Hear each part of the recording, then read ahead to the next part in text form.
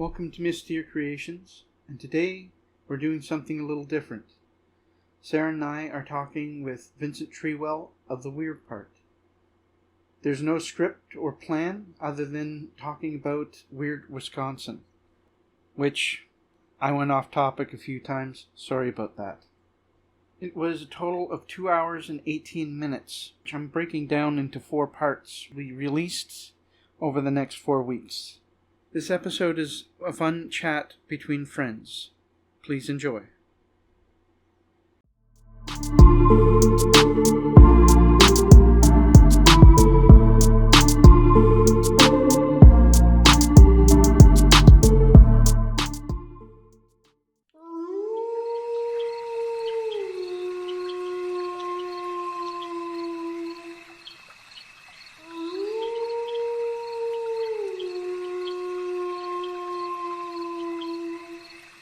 Yes, I'm really happy to be here tonight. Good to see each of you again. I'm Vincent Treewell. I do the weird part with Vincent Treewell. And these are 2 very good friends of mine, and I'm happy to be here and talk weird Wisconsin. Beast of Bray Road, which was first started in Elkhorn, Walworth County, Wisconsin. 40 miles southwest of Milwaukee. It's named Elkhorn because Colonel Samuel Phoenix spotted a rack of elk antlers in a tree and thus proclaimed the area Elkhorn, which kind of sounds more like a folk legend than actually, but I like it. It's a saline water area, which is interesting because when I did what's the book that I read with Jason? Weird Egypt? Weird Egypt. That place is all kinds of weird stuff, and it's a saline area as well. So that's an interesting synchronicity. And is that Egypt, Illinois? Yes. Yeah. Okay, Yeah, okay, yeah. like, So we're not talking about southern- Egypt. Yeah, Egypt. sorry. That's very important.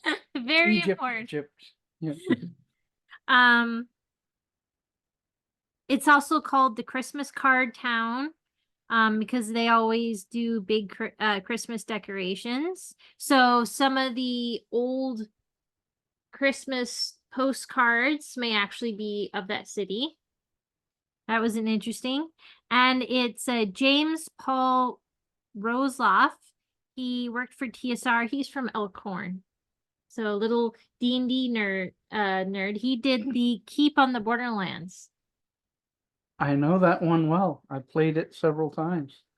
I don't know if you folks know this, but Dungeons and Dragons was created by a guy from Lake Geneva, Wisconsin. Yeah, Gary Gygax. Gary Okay. Gygax. Yes.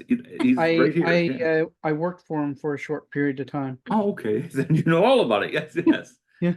He was a Vietnam vet. I did not know that. A lot of people don't. He didn't advertise it at all. That was part of the reason why he chose to do the career he did, because he had PTSD from that, and so by staying home and looking after the kids, I guess he was able to deal with that a little bit better. And he was a real cool guy. I believe it. Man, he took that creative outlet and really ran with it there. Yeah. Wow. That's fascinating. So I'm sorry. Yeah, I butted right in. Go ahead. No. Cool. This cool. is a chill conversation. This is just friends having a chat about weird Very stuff that nice. happens. We're still talking about Dogman. Dogman. Yeah. Or Beast of Bray Road, which is Dogman. There's, what island is it? It's Beaver Island, Michigan. No. Governor's Island? Friday Islands. Oh yeah. We have a Dogman there too. Oh, what were we listening to? Oh, it's Euphemet. I don't know what the episode's called, but it would be Friday Harbor. Yeah. And the woman saw a Dogman sighting, and it's been years since we listened to, but it's an interesting one because it's not the usual story. No, it isn't, and I think it it wasn't aggressive to her. It was almost afraid of her. Yeah. Oh, wow. Yeah, so that's Interesting. Intimate and the Friday Harbor episode. I don't remember the name of it. Friday Harbor, now that is where you live, right? In San Juan Islands. It used to be we could take a ferry to there, but it's just like a 2-hour ferry ride. It's Wow. part of the islands that we're the main island, and then Friday Harbor is On the American on the side. American side, but it's a smaller Okay. island, and there's a number of smaller islands and a couple main ones, like there's Salt Spring Island, which is relatively big. Doesn't have much on it, but it's one of the wealthier places. Mhm. By the way, they have lots of Bigfoot sightings there. Wow, and that kind of seems baffling. How would something like that get on an island? You know, if instead of true. a vast like forest or something, you know? We have tons of Bigfoot swimming sightings here. Oh, Yeah. wow. To be honest, that'd be even scarier than Bigfoot on foot. You know, he's just swimming along. That's wow, that'd be something else. I haven't really heard of that much. What is the name of I'm sure if you like Google search Vancouver Island Bigfoot researcher, but there's a researcher who's recently passed who did a ton of research for here. Wow. The natives, Indigenous. indigenous, sorry, the indigenous people of the island have lots of stories about him, but they will not talk outside of their community about him. I'm Yeah, saying that him, mhm. it, but I have an in because a number of my friends are indigenous, and they talk to their family. And they've all had sightings. I myself have had a sighting. Wow. Just on Christmas Hill, I saw one. I was about 200 yards away, on the top of Christmas Hill, looking down into the valley, and there's this little area that's called the fairy circle, and it's basically a fenced off area that no one's allowed to go into. And it walked past that behind a tree and disappeared. And I was standing next to him and I didn't see a thing. Wow. That is really interesting. And we had little Bigfoot sightings there as well. There's what we call the Bodhi tree. Okay. It's a tree that sloughs off its bark Okay. just about every couple years, and it was completely bald when we were there. And the ants go nuts for the decaying bark. They grab it and run it off. So we were watching the ants trailing off bark, and I noticed something in the bushes that peeked out, and it had like glowing reddish eyes, and it just peeked out and then dropped down, and then peeked out and dropped down, like it was playing peekaboo. Wow. And I said, does anyone see this? And the guy that we were with felt something was there. Sarah couldn't see it, but I saw it several times. And then, because I'm neurally different than other people, I don't have fear like other people. I will go towards something that I should run away from. I'm gonna say that's a blessing And a and curse. yes. And Wow, so okay. so I ran up to the bushes to see what was doing that, and nothing was there. But there was Wow. footprints, like little That's interesting. footprints, and it was like child's footprints, not like a Bigfoot print. Wow, that's fascinating. And it makes you just wonder, now, was that a physical creature? Or was it physical then and then went somewhere? Or, is it here Or all the time? Or what, was it just a spirit? Yeah, yeah. It's really hard to tell. Yeah. I've had one sighting in my entire life, cryptid sighting. And in this case, my wife was with me, but we saw different things. This was in the Driftless region, which you're going to reference a little later. And the Driftless region is very steep hills. And so it's farming country, but it's hard to farm because it's straight up, straight. So a lot of the farmers will plant crops at the lower level of the hill, and then at the top will still be wooded. And we're driving out to see my grandmother, and my wife was driving. I was sitting next to her, and we saw something come about 100 yards away, come running out of the cornfield, run across a empty area, where there's nothing really planted, and into the woods. It took about 5 seconds, and we didn't say anything at the time. We both saw it. We didn't want to talk about it until we could get where we were going. And then, without priming her, I just said, well, what did you see?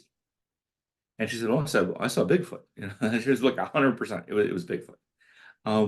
I saw a weird mutant bear, but like not a kind of bear that really exists in nature. It was way too big, and it was multicolored in a way that bears aren't really in nature multicolored. And the area we're at doesn't have bears. All we have in Wisconsin are black bears anyway, which aren't that big. They max out at like 300 pounds. And they're so rare that the next year, this happened in 2019. In 2020, a bear got loose in that area in Richland County, and it made the news. And the Department of Natural Resources quickly came, tranquilized it, and took it back to its habitat.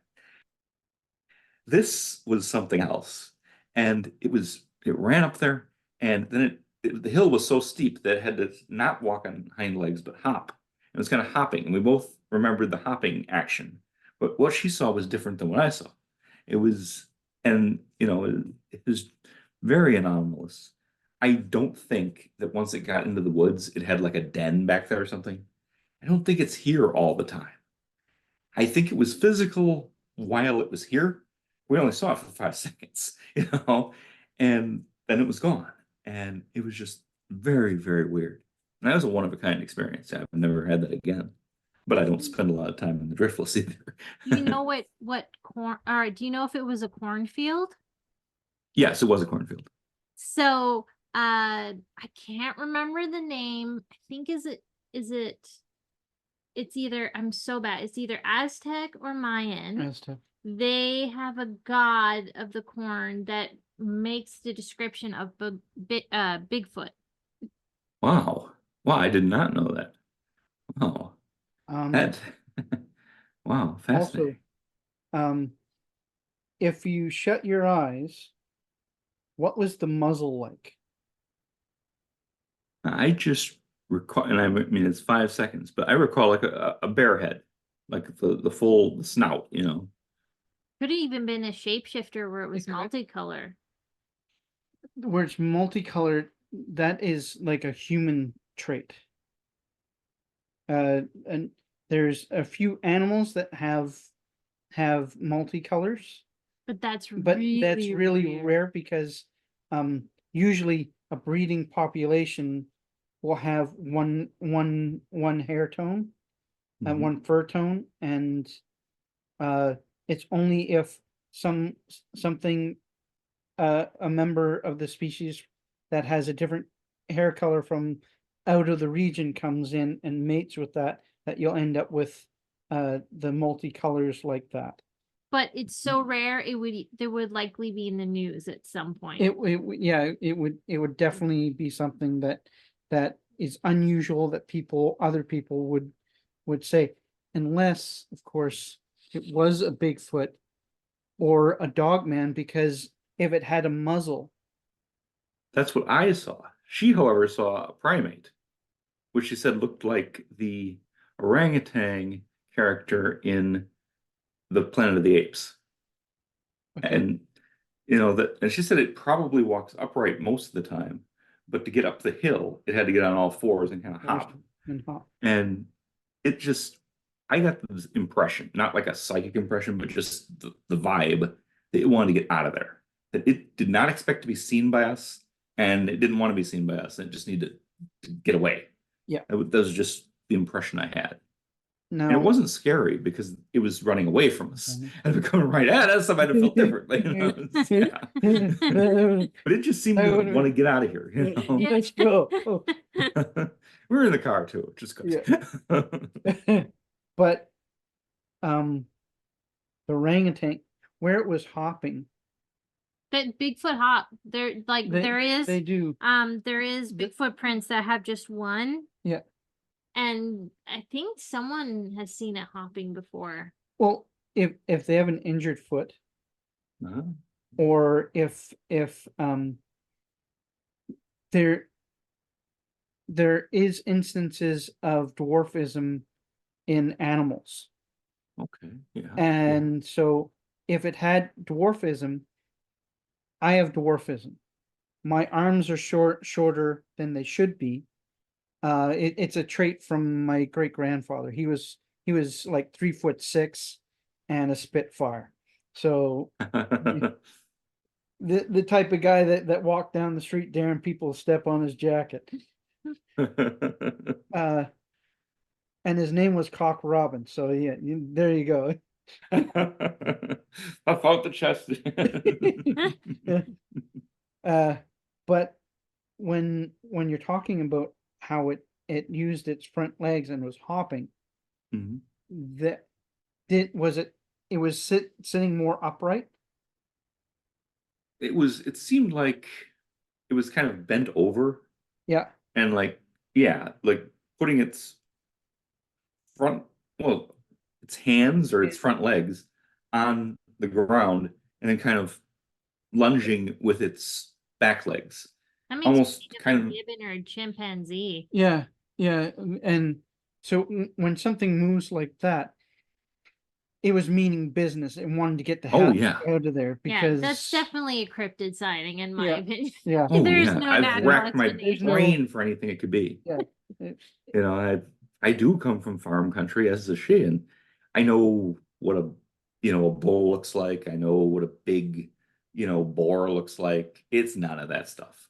And I know what a black bear looks like. I have actually seen a grizzly bear in the wild, and I know it's none of those things. It's not remotely any of that stuff. And it was something, but only for about 5 seconds, and it was gone. It was wild. Makes me kind of think that it could, like Sarah was it's a saying, cryptid. it could Oh, yeah. be any type of cryptid. It's within a that weird sighting. vein for a shapeshifter. Yeah. I can't take anything. I have no Was clue it near what that was. is it near where the burial mounds are? I don't think so, Okay. but I'm not 100% with where they'd be in that area. I There- know more. The map about I looked Madison. at, it was mostly southeast with a little bit going down towards the edge. So if you think of Wisconsin, it's mostly like this region and then a little bit down here. This is southwest, but like way west, almost into Minnesota. Oh yeah, so but that map was also 100 years old, so who knows? Very interesting. Yeah, this is a wild one-off encounter. Yeah. So we should tell everyone what Dogman is. Yes. Or Beast at Bray Road. I keep calling he is Dogman to me. So he's between 6 and 7 feet tall with a humanoid body, covered in hair with a head resembling a wolf and large glowing red eyes. He has been seen walking on 2 feet and 4. First sighted in 1936, named after the farmer it was spotted near. In the 80s, it made contact with several vehicles, leaving scratches. One witness hit it went to check on what she hit, saw a wolf-like creature with red eyes that chased her back to her car. I remember listening to that story on a podcast. That is absolutely terrifying. Another witnessed it chase a deer. And there are animal mutilations in the area, but not like Colorado because their organs look like they've been eaten. One witness saw the creature eating a roadkill and ran off into the woods when it drove near. And the last sightings, as of when I did this research, was in February 2018 and July 2020 in Spring Prairie and Lyons, both in the same county as Elkhorn. Interesting. In the 1936 case, I believe it spoke. Oh, I didn't read that. Yeah, I think I'm referring to the right one. Because it was early 1900s, and the witness said that it spoke, but not in English. And there are all sorts of theories about what it said, but it seemed to speak words not like an animal would be able to say. So it was interesting because I have there's a cemetery too. Here wolves in Wisconsin where it talks about indigenous legends of wolves, and one of them is the Potawatomi belief. I'm gonna butcher this. I apologize. Potawatomi. Chib. Oh, those names I don't have you there. Chibiabos is the brother of Nana Bozo, who is murdered by water panthers or horned serpents, and sometimes is called a ghost rabbit, but often is represented by a wolf. His death started a chain reaction that led to a great flood. Afterward, Nana Bozo realized he could not bring his brother back, so Chibiabos became the ruler of the underworld, portrayed as good and kind deity who looked after the land of the dead. And that's quoted from nativelanguage.org. So that's interesting. Saw in a cemetery, not speaking English language.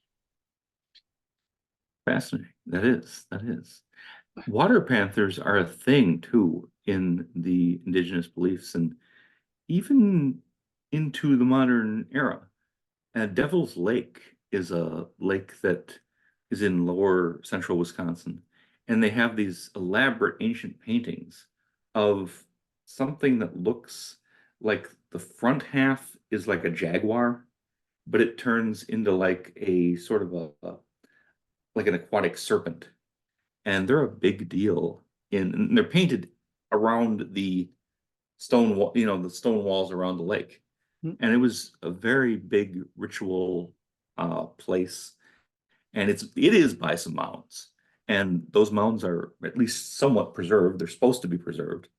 And people have, including in the very modern times, people have done rituals there. And it's considered, well, the indigenous people believe that there was a portal to the underworld at the bottom of the lake. And people have reported some very strange experiences there. And there's currently an unsolved murder too that Of been course. going on for several years. Yes. It's been crazy. Oddly enough, yesterday doing research, the Silix people, I'm probably butchered them. Yes, we apologize for all of our butchering of names. They're a group of the Salish people. And so they're an indigenous group. But one of their legends is about the animal people who were here before men, before humans. And the story was about Coyote and his daughter. And she lived with the goat people up on the mountains with with a teepee and all of this. And Coyote was very scared to go up the mountain because it was very steep And so his daughter came down and helped him up. And when he went, because he was older at this point, when he went back down, he decided, oh, I'm well enough and I've done it once. He went to do it by himself and fell off the mountain and landed in the water. And his friend, the bear, picked him up and pulled him out of the water and nursed him back to health. That Wow, I wonder what that means. Yeah, see, very see interesting. these legends and these people have been in this area for 23,000 years. 23,000 years is quite a long time. Oh, And yes, yes, it is. they have mounds here that they're not really mounds, they're more like knolls. They're not like a defined tiered mound. We do have real mounds, but it's in the Fraser Valley. Yeah.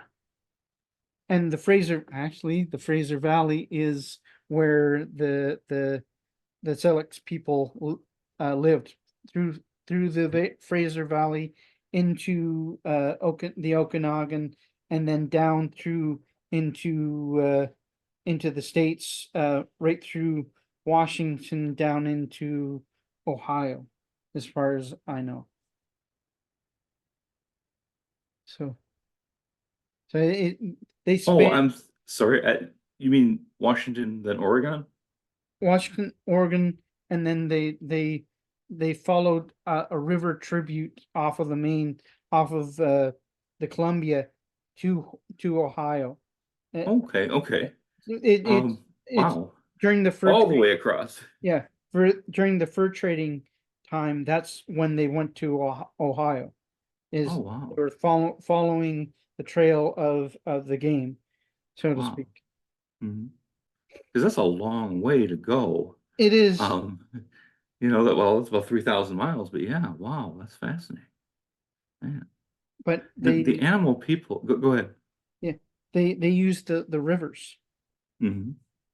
And I never think about them going west to east or east to west, but just, north and south. But yeah, you could work your way across completely on rivers. Yeah. Yeah. Wow. That's really interesting. So if you think of it that way, and always there's some sort of water thing with the water panther. How close to the ocean are you where those sightings happened? Oh no, they happened in Wisconsin. They happened in Devil's Lake. So the closest, I guess, would be the East Coast. I guess because you're like right in the middle. So yeah, it's somewhat closer to the East Coast. Yeah, but still I'm a ways wondering away. if even the Arctic is closer. Is there any tributaries that go directly from the ocean inland to Wisconsin? I think you can navigate the Great Not to my knowledge. Ocean. Yeah. I don't know. I think there probably are. For commercial traffic, they had to dig the St. Lawrence Seaway to reach between the Great Lakes and the Atlantic. But I would think that there are probably natural rivers that if you knew how to navigate them, you could do it. Yeah, there's a lot of rivers we completely destroyed too, so you'd have to look at a historical map. Because what's that? What you're describing is a leopard seal. Okay, I had never thought of that. Leopard seals, they have the muzzle and head shape of a panther, and they're dark, but they have that leopard pattern, which would make it look like a panther. Wow. You have to also remember that the tribes all traded with one another too. So the story could have been passed. Yeah. Yes. And it has to be possible to go from the Atlantic to the Great Lakes into Wisconsin because the French did it in like the 1500s. So yeah, it has to be navigable. It's got to be done. Yeah. I would think that you'd be able to go all the way to the Pacific, to be honest. I think there's probably ways to do it if you know how to do it, which I don't. And there's a lot more rivers that we destroyed too. Like there's an entire river in New York City that's just gone. The only place you can see it is, can't remember for the life of me where it is, but somewhere there's a shop and you can go into the basement and see the remains of the old riverbed blacksmith shop, I want to say. Okay. And they have the old riverbed, and there's always moisture, but it doesn't run. wow. And then there's another place that I think is part of this sewer system now. What is that documentary we watched? Oh, it's on there. Hidden Places, I think. We'll have to put a link to it and let you know it, because it's on Discovery Plus, but it's a guy, he does a lot of documentaries, but he's doing more fun ones, and he goes to places where people normally don't have access to, and that's one of the places he does, is he discovers the old New York City river that's gone. Wow, that's fascinating. And you're right about destroying rivers. A lot of the western rivers were dammed for power generation, and yeah, they were stopped, and they created artificial lakes and all sorts of things, and changed the original structure a lot. So I'm sure it's possible to go to East Coast to West Coast completely by water, or almost completely by water. Yeah. Wow, it's interesting. So I think doing this research about the Beast of Bray Road and Dogman, I think he's less werewolf, more like spirit. I would be really, if I had time and not a million projects, it'd be fun to plot all of the Dogman sightings with indigenous sacred sites or cemeteries and burial mounds and see how they line up. Did you have anything to add about Dogman? Oh, yes. Well, just and great. I'm going to blank on her name, but I think you wrote it down here. The Wisconsin scholar who, kind of made the Beast of Bray Road, Linda Godfrey, who was one of the major, investigators on this, and that she started as a local reporter and found that the local, I want to say dog catcher, but he has an official term that's like, something a little more dignified than that. It's, the animal control officer for the township or, the area, already had a file on all these incidents. And the sheriff had a file. And that she was like, well, what's in all these files? Well, all the time people have reported werewolf-like, creatures that seemed to be not just regular wolves, even though in that area that'd be very, very surprising. Well, it wouldn't be totally unacceptable, but it'd be unusual. It's not that wilderness. It's farm country. You might see a coyote, and coyotes can get pretty big, but real large wolves are not in that area normally. And yet a lot of people had reported them. And, there's a bunch of stories, and it's still, I would say, semi-ongoing. I have had a chance to get there, and we didn't have anything happen as we drove around, but Stephen Schneider was driving, and I don't know if any of these names ring any bells, but really interesting guy that goes by the name of Recluse and does a podcast called The Farm. And he was driving. Another friend of ours, Clay Van Diver, was riding along, and he decided to play this, like on a recorder, play this audio that he'd gotten. It was from the internet, but it was fairly well credentialed, that this was supposed to be the howling voice of a werewolf in Scotland. So he's hanging out the window playing this recording, which is just, it's wild. It's this, wolfman howling sounds. And we're driving around. We didn't get any reaction that I could detect. But Clay is a more psychically sensitive person, and he said, "Oh no, it was definitely there. It was definitely observing us. Totally felt that." I'm like, okay, that would not surprise me, you know. Can you imagine what the It's locals were thinking as they drove by? I think they're used to it. Honestly, I think they get a lot of people. Well, they have a festival every year, and a conference anyway every year. And there is this retired college professor who owns a farm there, who I can't recall his name, but there's only one guy that fits that description, you know. And he's taken a lot of pictures, no really good pictures of the dog man because it doesn't really permit itself to be photographed, you might say. That you can get blurry movement, and you can get, like, he actually put a dead deer out and put trail cams all around it. And you got movement, you got the deer carcass disappearing. I mean, in one shot it's there, in another shot it's gone, and the equipment malfunction constantly. So it's interesting. He's got a lot of material.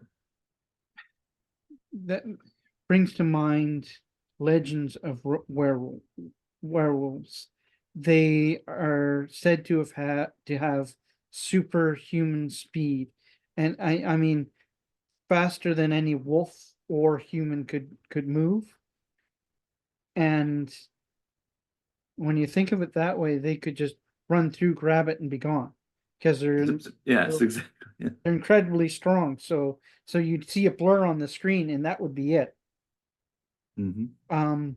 So yeah, it's interesting. He's still in business. He's still researching this, and yeah. every year he lets people come there. You do have to pay a small fee, but it's not much. And then he'll show you his pictures and his footage, and I mean, he said he's seen it many times.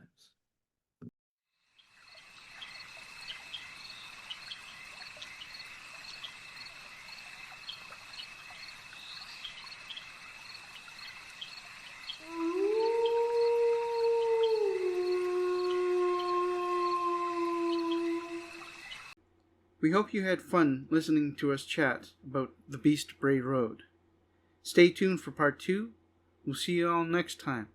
Please like, follow, and subscribe on whatever platform you're following us on.